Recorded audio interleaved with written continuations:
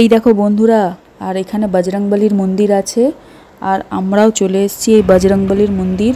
এখানে এখন সন্ধ্যা আরতি হচ্ছে, তো ভাবলাম সন্ধ্যা আরতি দেখেই তারপরে বাড়ি ফিরবো। আর তোমরা কেউ কে বলতে পারো যে এই মন্দিরটা কোথায় অবস্থিত?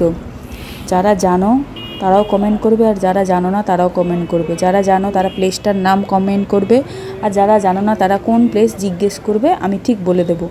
তো তোমরা দেখছো মন্দিরটা কত সুন্দর, চারদিকে লাইট, আর অনেক লোকজনও দাঁড়িয়ে আছে, ওরাও সন্ধ্যা আরতি দেখবে।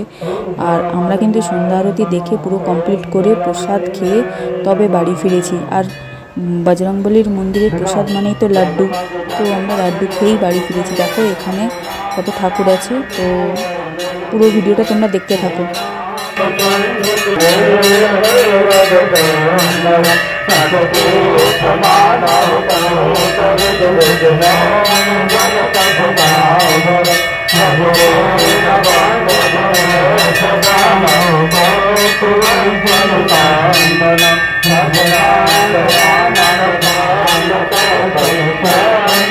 তোমরা কিন্তু পুরো ভিডিওটা দেখতে থাকো।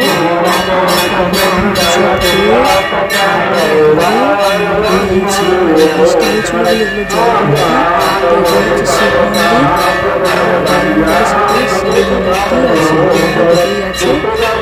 এদিকটা একটা হরিমঞ্চ আছে মন্দিরের একেবারে। যে ঘন্টা মারাচ্ছি আমি মারাচ্ছিলাম, দেখে ছুটে চলে যাচ্ছে।